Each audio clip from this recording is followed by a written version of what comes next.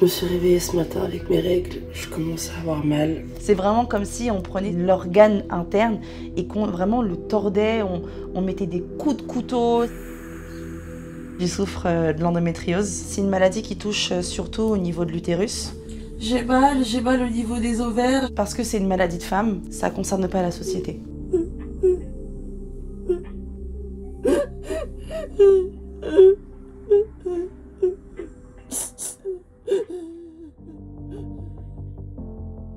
Je suis Myriam, j'ai 28 ans. Je suis auto-entrepreneur, coiffeuse. 3, 2 pretty girls. That's my technique.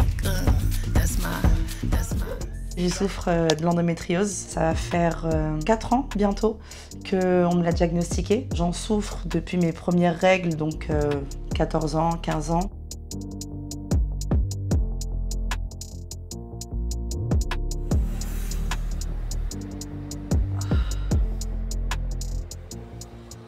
C'est vraiment comme si on prenait l'organe interne et qu'on vraiment le tordait, on mettait des coups de couteau. En fait, c'est comme si on le mettait sur un feu ardent, sur du charbon bien chaud et qu'on mettait en fait l'organe, l'utérus, en fait dessus.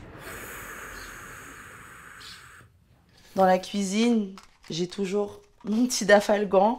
Du coup, il y en a encore un là. Il y en a un également dans la chambre à chaque fois. J'essaie toujours d'en laisser un petit peu partout pour éviter que lorsque j'ai une crise particulière, j'ai pas à chercher en fait dans tous les recoins. Donc là, je suis en train de chauffer de l'eau parce que c'est la seule manière de calmer les douleurs. Autant avoir mal avec des choses mignonnes.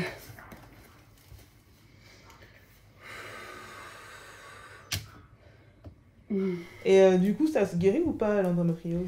Non, en tout cas jusqu'à présent, il n'y a pas de traitement miracle. Il y a beaucoup d'études qui parlent de la pilule qui n'est pas forcément hyper bien, mais en même temps, c'est le seul médicament qu'on nous conseille de prendre pour atténuer les douleurs, voire même arrêter les règles totalement. On est vraiment obligé de vivre avec et de faire avec, quoi. La dernière vidéo où elle était en train de souffrir, j'ai eu super mal au cœur pour elle. Je me suis demandé, vraiment, est-ce que ça se passe vraiment comme ça, les crises? Pour le moment, je vais rester allongée. Je vais attendre que la douleur passe.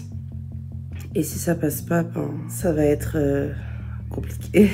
Je sais que j'ai autant des femmes que des hommes sur mon Instagram, en tant que client.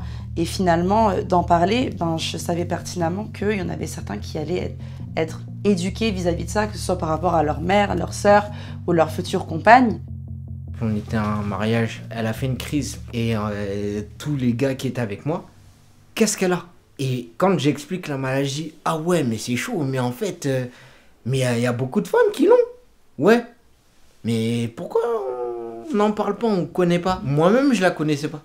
En fait, je l'ai appris vis-à-vis de ces crises, etc. À chaque fois que j'ai une crise d'endométriose, des grosses crises d'endométriose, lui que vous voyez là, il est tout le temps là. Il s'inquiète tout le temps.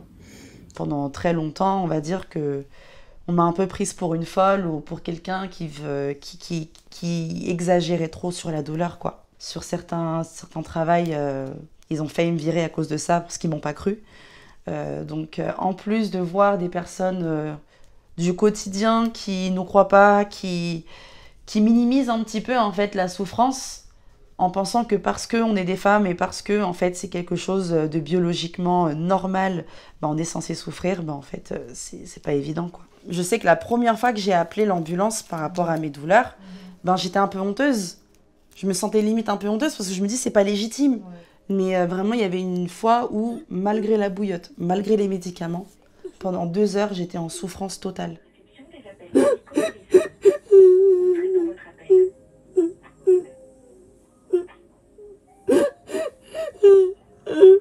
déjà eu ce type de douleur?